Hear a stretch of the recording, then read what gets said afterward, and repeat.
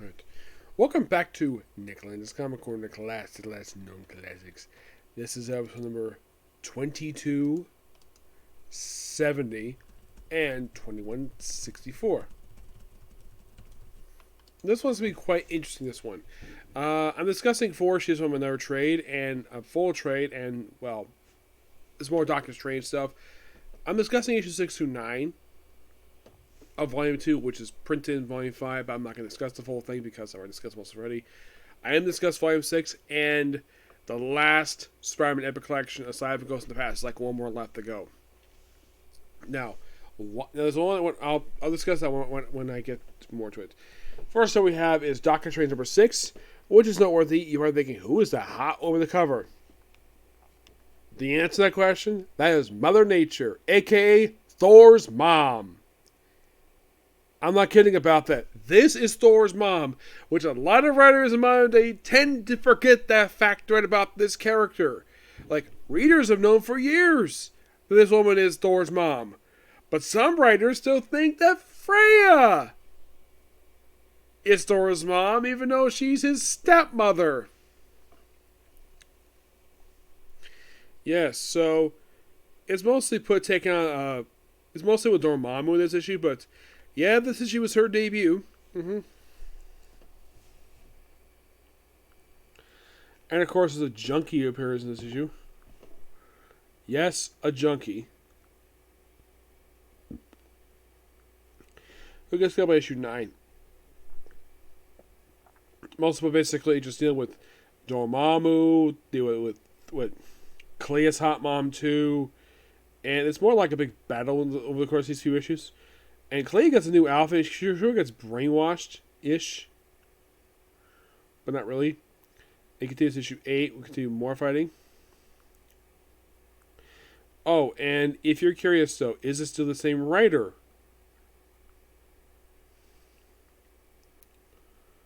For issue 6.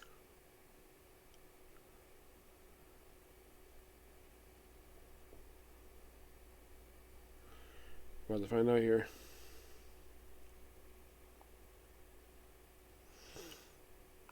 For issue 6, still Steve Eckhart. They have not changed at all.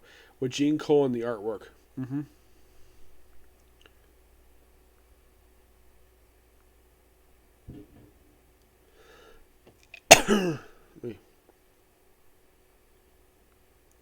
I'm thinking, Nick, that's a weak cough. It kind of is, because basically that's all I can do for coughing. Yep. Now you might be curious though. How long did Steve Eckhart stay as the writer of this series? The answer to that is... Oh, that's not going to give me much help there.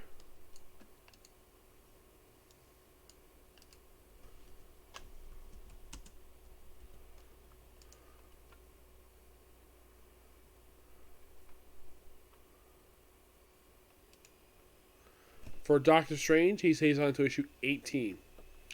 Yeah, he only skips one issue, issue 3, but he's here for the first 18 issues of the series. Well, this one, anyways. Really? Yes, really. Yeah, he took over in 1973. He only writes Doctor Strange for about 3 years before handing up to somebody else. Yeah, so you have him and Gene Colan in the artwork here. It's a really good duo. And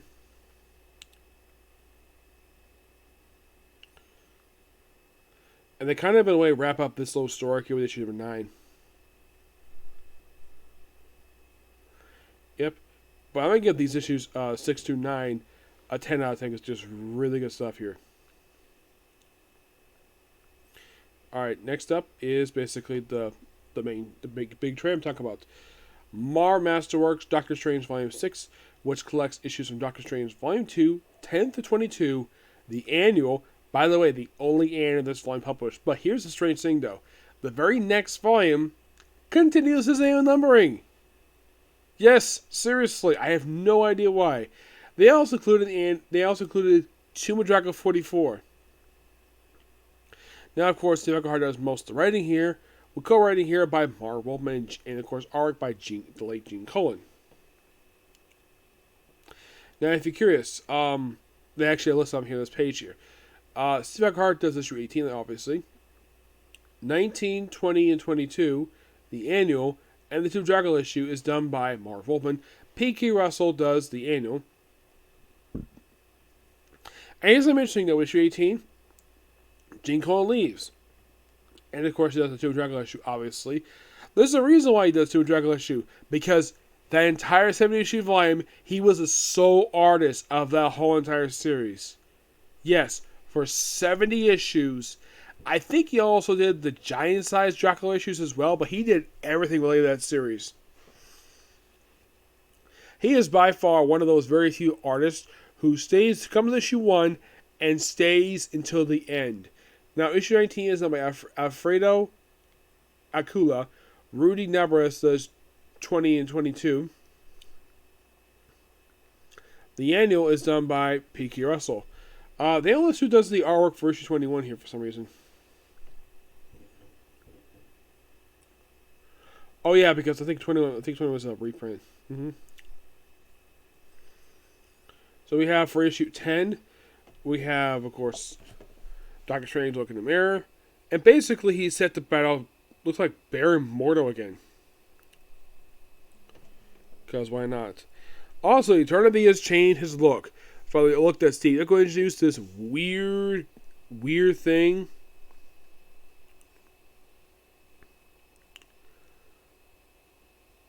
Then we have issue 11. Where it looks like the Doctor Strange is mine.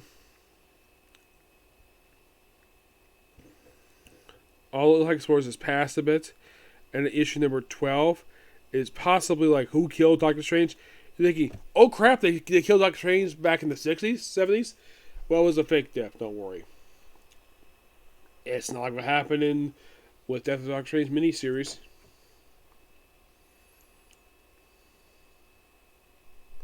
We even see a brief appearance here of the masked Doctor Strange. Yep. Who battles the legit Doctor Strange. It's basically a memory of his past, like him potentially dying. And issue 13 takes on Eternity itself. Eternity is literally the universe. And then move over to Tomb of Dracula number 44. Yep. Yeah, like the cover says, because you demand, Dracula battles Doctor Strange. Yeah, you gotta love this awesome cover. And you might be thinking, 46, like 44. How many more issues left to go before the book ends? 26 issues. He's not the only one here. Oh no. Because the fact it's a Marv Wolfman book. Oh, by the way, this guy here with the glasses, that's Harold H. Harold. And this girl is kind of like his love interest. And here's the strange thing about that middle H. It wasn't revealed into the Matt Fraction Hawkeye series what the heck that stood for. Harold. His full name is Harold. Same name 3 times. I don't know why, but yeah. So you have Dracula, who, by the way, at this point is drawn to look like somebody is suspected by Bill Ghost, but looks more like Vincent Price. Yeah. Really fun issue. It continues into Doctor Strange 14. He's like, the magician is dead and I slay him. Nope, not. He thinks he's killed him. But not really. Yep. And he goes off. Yep. And by the way, Doctor Strange does battle with Dracula once again a little bit later on in the series after this issue. Moving on to issue number 15. Yes, 15. Don't worry, we're not at the end of Civic Arts Run just yet. Only a few issues left to go. It's just basically like a standalone issue where he just does whatever he wants. Just basically just... It's like a low-key issue.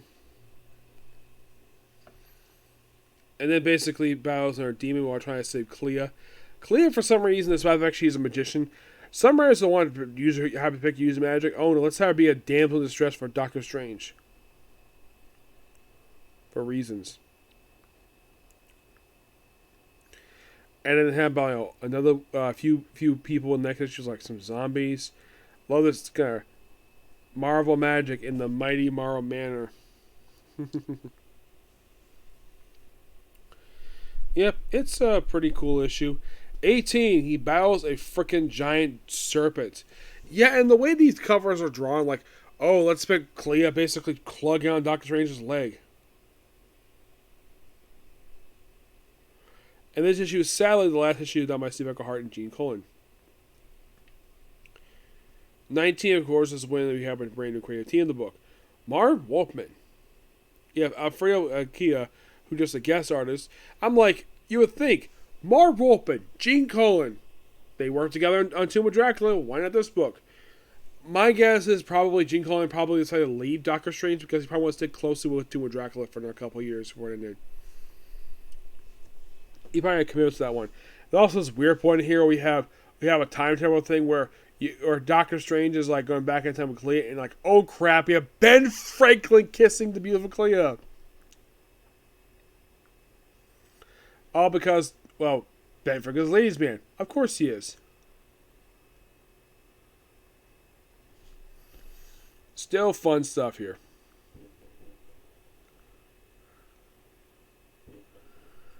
Yeah, so basically Doctor Strange is jealous of Ben Franklin for kissing his woman. And we have Xandar the Merciless, who appears in issue 20. Yeah, and we have another guest artist, Rudy Nebris. I'm like, when are you going to get to a regular artist? Who knows? They with him for this issue, then we go to the annual. Yes, the annual. A double-sized annual. The very first annual for Doctor Strange. And the next annual will not come out about 20 years later. Mm-hmm.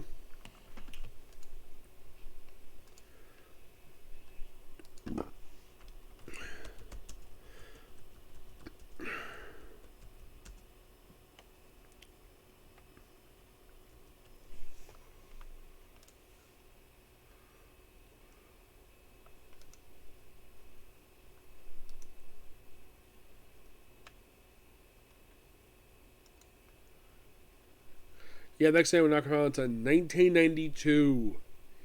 Yes, when it's part of the Doctor Strange Sorcerer Supreme series. Mm-hmm.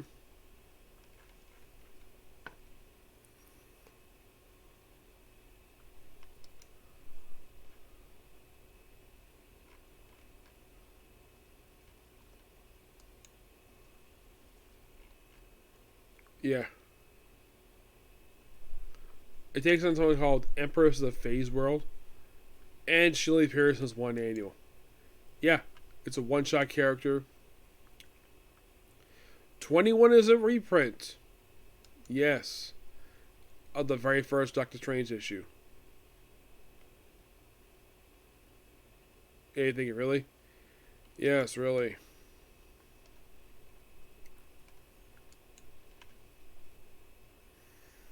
Yep. So yeah, the annual is a really cool thing to do.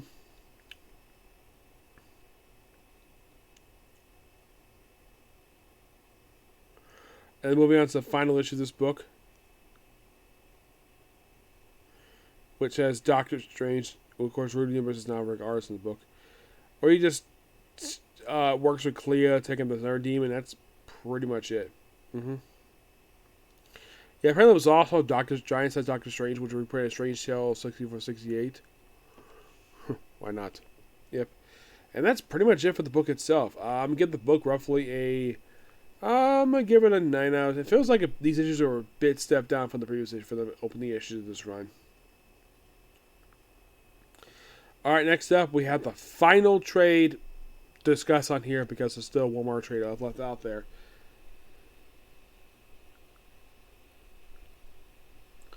We have Amazing Silent Hero Killers, Volume 23. Epic Collection. Yep. This collects Amazing Spider-Man 361, 367, and 26. Amazing Spider-Man Soul of the Hunter. Matera from Spectacular Spider-Man number 12. Web of Spider-Man number 8. And New Warriors number 2. I'm not going to discuss the annuals because I discussed this already. I will discuss the main issues. 361 and 363 is noteworthy for being the three-part story that introduces to Carnage. Yep, that's what the three-part story is. And by the way, the writing here is done by D. Lee, Eric Flynn, Fabian Nicieza, Jane Lemenius, Tom Beveridge, Stan Lee, Tom DeFalco, Mike Kovach.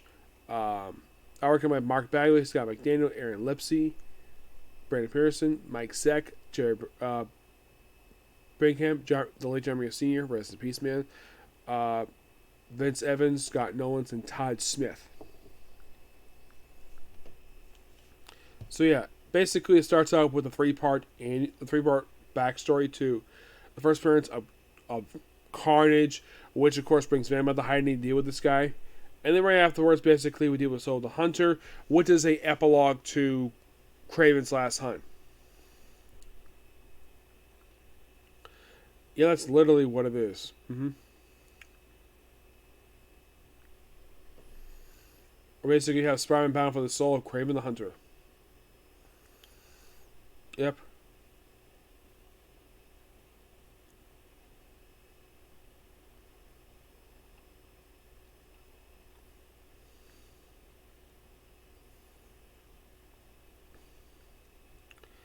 Here occurs discussed already in its own individual issues. I'm not going to discuss the annuals here.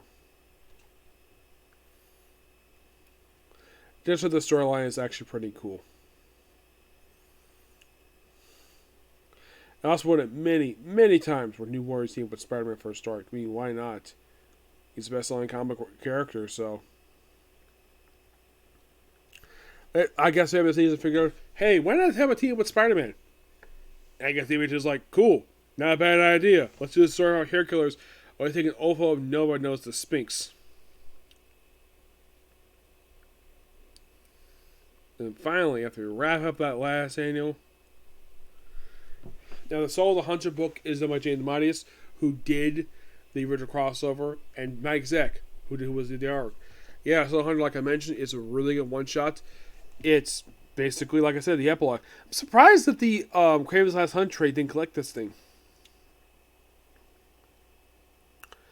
Got this in the epilogue that story. It's a really good one shot, and they're going to checking it out. And immediately afterwards, we have next few issues where basically it's a few one shot issues. It's the last 4 issues are all one shot issues. Where you have issue 64, we have him take on the Shocker.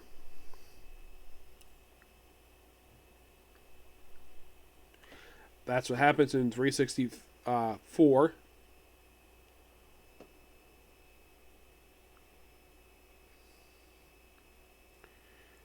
Yeah, also the appearance by the Scourge, the Underworld.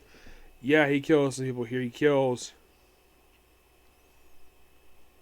various people here.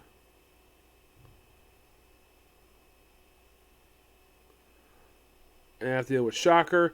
And then 365, he deals with the Lizard. Yes. And for this 365th issue, we have Damage Lee on the writing, Mark Bagley in the artwork. Really interesting issue like 365. Why not have fight the Lizard again? Really cool idea. But what about 366?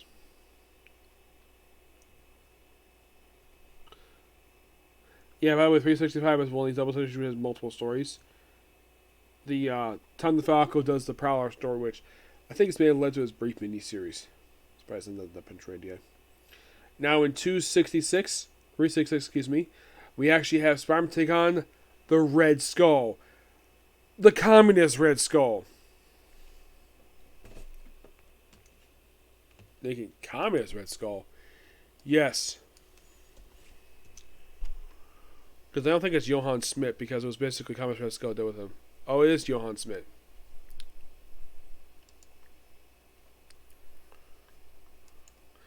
Yeah, it's mostly put basically Pierre trying to find out the truth behind his parents' return.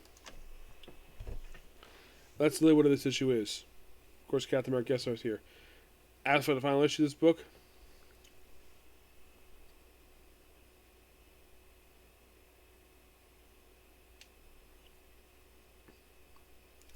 it's Spider-Man team up with Solo to take on these following characters.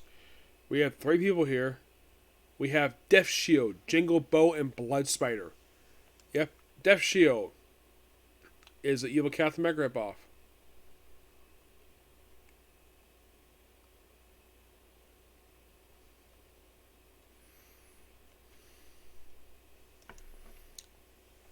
After this issue, the guy will appear mostly in the Tech Minis. He will appear in the issue of.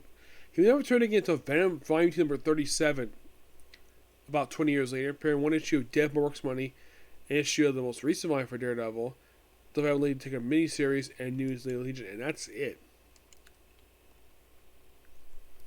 Jugga Bow, who after this issue, he only made appearance. He only appeared roughly 5 times after this. Yeah, Venom 37, Deadpool, Daredevil, and Venom Legion Protector. It looks like Venom 37 pretty much brought back a lot of these old characters. Yeah, Colin Bunn brought the heel back for some reason. I don't know why. As a Blood Spider, who's evil Spider-Man. He appeared 6 times. Venom 37, Deadpool Money, Daredevil, Chip Zdarsky issues, and the first 2 issues of the Volume 2 for Venom Legion Protector. And that's it. So it's like first appearance in 1982, is now returning again for until 21 years later. Just cause.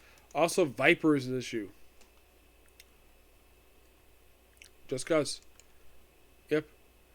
But not much else to say about these issues. After taking these people on, that's pretty much it in this trade here. Yeah. Really cool. Love it. Give this trade roughly a... I'm going to give it a 9 out of 10. Now, as for the whole final trade thing, there is one more trade left, but I've not seen it on here yet. I'll probably look at pull later, see if it's there. I might order next month. But with this, pretty much, I'm out of the Epic Collection from Amazing Spider-Man. Yeah, I'm out. Because I'm not doing Action Carnage because I've discussed the event already. Pretty much the whole Epic Collection, just the whole original trade itself, plus like a one shot. Yeah. Excuse me, I'm like, that's it? You don't include additional issues in here? Nope, just the main storyline plus a one shot. And that's it. It'd be just a waste of time just do just a simple one shot review on the side. Okay, so that's it particularly. I might have another comic corner coming, but who knows? But with this, I'm updating my videos. Okay, next video. Bye.